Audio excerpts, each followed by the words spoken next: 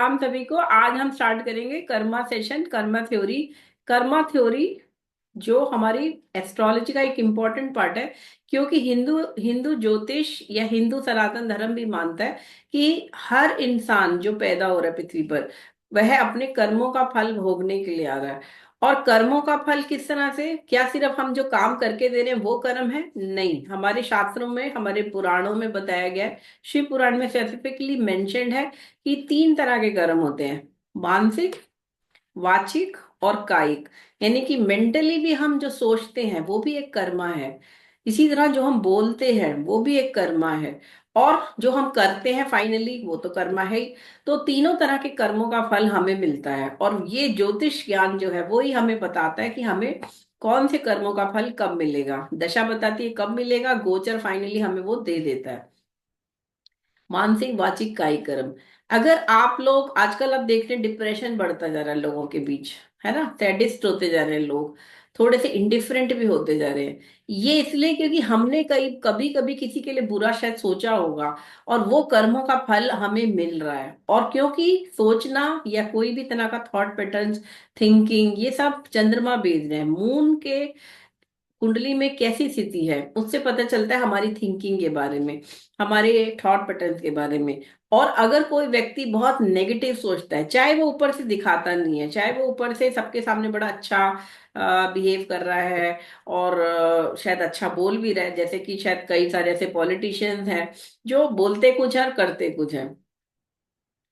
ऐसे ऐसे बहुत सारे लोग भी होते हैं जो सोचते कुछ है बोलते कुछ है, हिपोक्रेट्स कहते हैं हम, क्योंकि वो ऊपर से कुछ बोलते हैं अंदर से कुछ है और करते कुछ और है। त्रिया चरित्र भी थे कहते हैं, है ना, त्रिया चरित्र यानी बोलना कुछ, सोचना कुछ, करना कुछ। तो ये सारा चीजें जो है इन सभी कर्मों का फल है। और किसी भी कर्म का फल निष्फल नहीं जाता। कोई व्यक्ति जो बैठा हुआ भी है ना, सिर्फ वो भी अगर कुछ सोच रहा है तो उसका कर्म का फल मिलेगा उसको। तो बोलना, अच्छा वाचिक पे बात करते हैं। अगर आपने किसी के बारे में नेगेटिव बोला,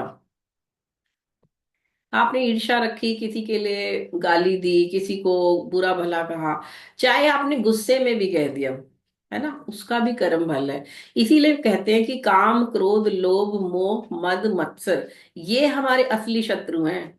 इन पे अगर आप विजय पालोगे तो आप अपनी इंद्रियों पे कंट्रोल कर लोगे, और फिर आपके कर्मों का फल आप अच्छी तरह से भोग भी सकते हो, और अच्छा फल ही मिलेगा। जो भी आप काम करोगे अच्छा होगा।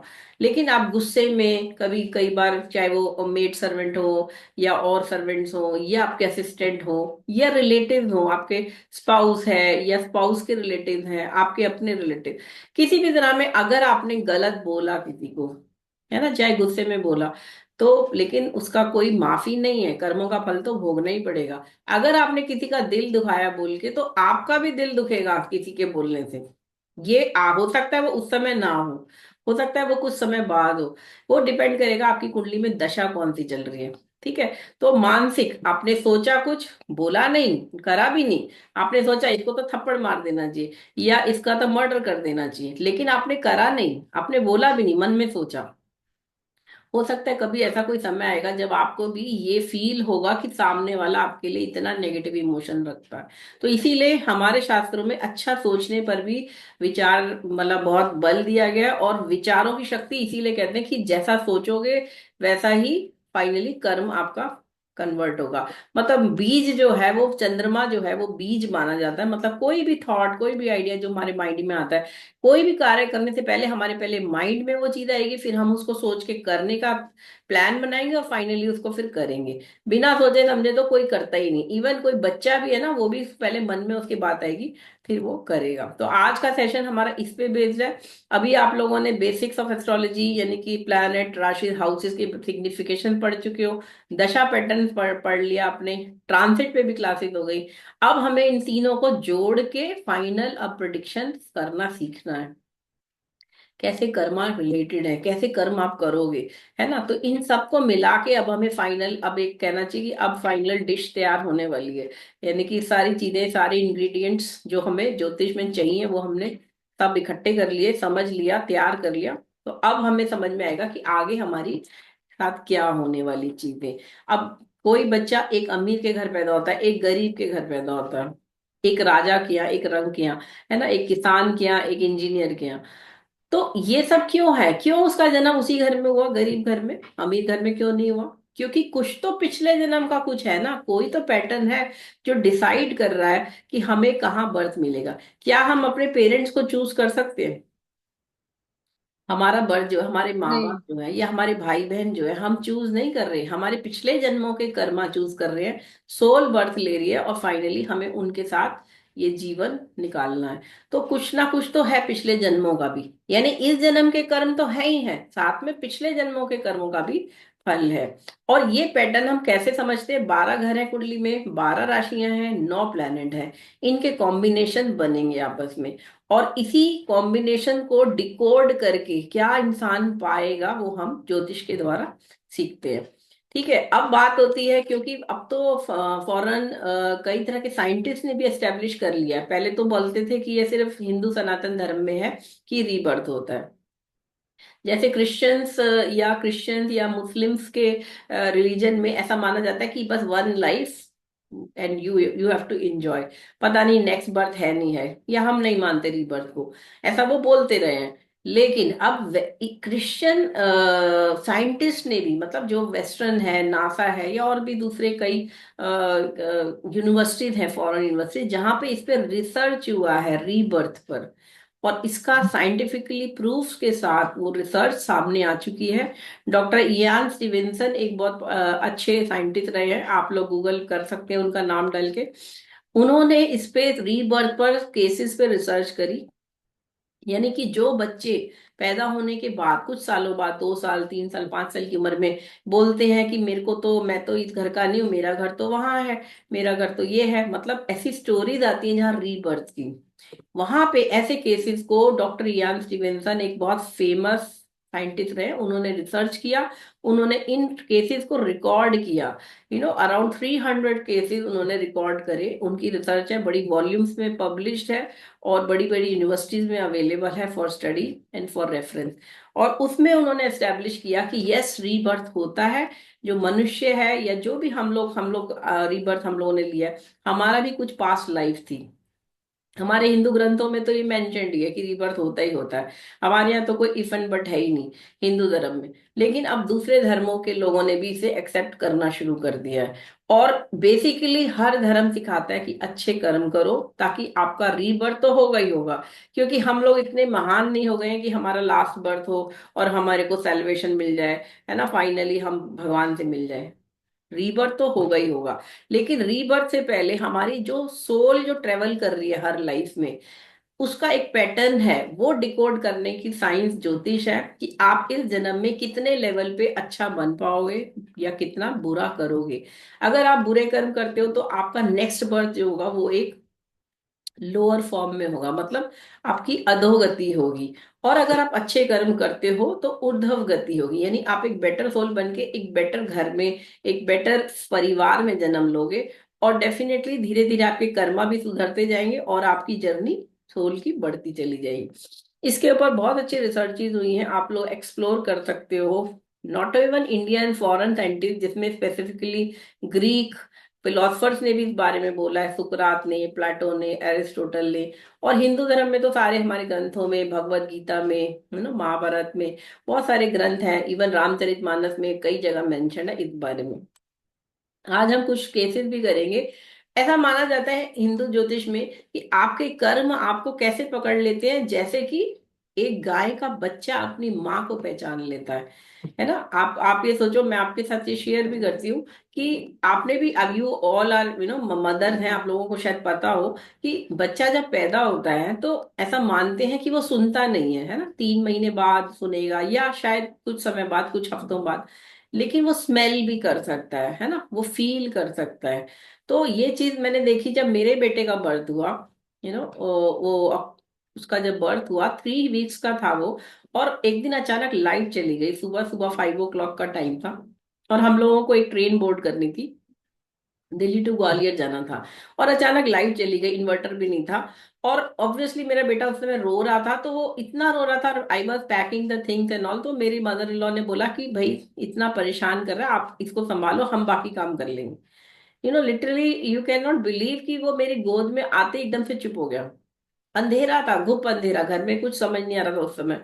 और ओनली थिंग कि वो मदर के गोद में आती बच्चा चुप हो जाता। कैसे चुप हो जाता है?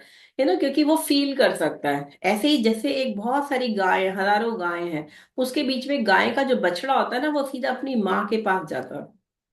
तो ये दो एग्जाम्पल मैंने आपको इसलिए कोट करे कि हमारे कर्म जो हैं वो हमें ऐसे ही पकड़ लेंगे जैसे कि एक बछड़ा अपनी माँ को पहचान लेता है।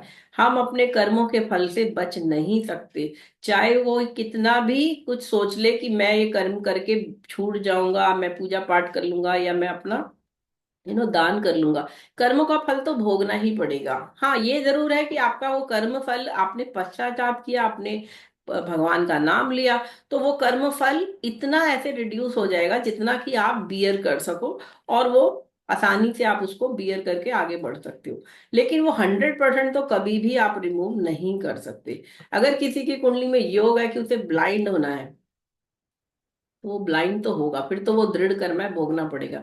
लेकिन अगर कुंडली में योग है कि उसका एक्सीडेंट होगा, आईज को प्रॉब्लम होगी, है ना, तो अगर उसने उपाय करा, उसने पाठ किया, उसने दान किया, उसने सच्चे मन से अपने नेगेटिव कर्मा की माफी मांगी, और वो अपने को प्रोटेक्ट भी कर रहा है कि मेरा एक्सीडेंट ना हो, तो हो सकता है एक्सीडेंट तो होगा लेकिन उसको चोट ना लगे। लगे तो इतनी लगे कि थोड़े समय उसकी सर्जरी हो, आईज की सर्जरी हुई, थोड़ा सा प्रॉब्लम रही, या ज्यादा से ज्यादा उसको थोड़ा सा समय, जैसे सर्जरी में थोड़े दिनों आईज बंद रहती हैं तो वो देख नहीं पाते, तो इस तरह से वो रिड्यूस हो सकता है। लेकिन वो फिर डिपेंड करेगा कि उसका दृढ़ कर्मा है या अदृढ़ कर्मा है।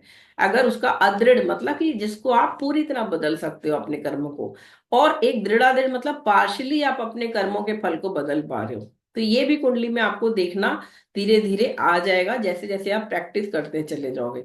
लेकिन ये मान के चलिए आपका कर्मा आपको आपके पास पहुंच ही जाएगा। As you sow you reap, जैसा बोओगे वैसा ही काटोगे, है ना। तो हमारे कर्म हमें ये समझाते हैं। चाहे आपके अच्छे कर्म हो, तो कहते हैं ना कि हम सबसे झूठ बोल सकते हो या बता सकते हो, सबको दिखा सकते हो कुछ भी, लेकिन अपने भगवान से या अपने आप से आप झूठ नहीं बोल सकते। आपको पता है आपने क्या कर्म किया है, आपके अच्छे कर्म ही है, बुरे कर्म है, आपको पता है। आपने किसी के साथ अच्छा किया है तो वो भी आपको पता है, बुरा किया तो वो भी पता है। चाहे लोगों की नजरों में मर्डरर्स जो होते हैं वो छुप सकते हैं कि कोई सबूत नहीं मिला, बाय कोर्ट ऑफ लॉ वो छूट गए, केस चला लेकिन छूट गए क्योंकि कोई एविडेंस एस्टेब्लिश नहीं हो पाया। लेकिन उसके अंदर के जमीर को पता है कि उसने मर्डर करा, है ना। तो वो मर्डर का फल तो उसे एक बार मिलेगा ही मिलेगा। अब हम कुंडली में ये देखते हैं। चलो, मुझे एक स्टोरी याद आ रही है, इस मर्डर पे ही बात याद आ रही है कि एक समय की बात है, पुरानी एक स्टोरी है। मतलब जब राजा महाराजा होते थे, कि एक एक आदमी ने एक मर्डर करा हुआ था, अपनी शायद फर्स्ट वाइफ का मर्डर करा हुआ था। और उसके बाद राजा के यहाँ उसको हाँ, वो कुछ सामान, उसके पास गोल्ड का सामान था। तो अचानक उसके घर में चोर आ गए, उस आदमी के घर में, या सेठ कह लो उसके घर में। और चोरों ने क्या किया कि ना केवल उसका सोना चुरा लिया, बल्कि वो सोना चुराने के बाद उसको ही फंसा दिया, उसी को फंसा दिया कि ये चोरी करके लाया है। और राजा ने उस सेठ को दंड दिया।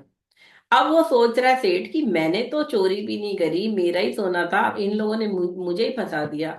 तो राजा ने उसे मृत्यु दंड दे दिया उस सेठ को।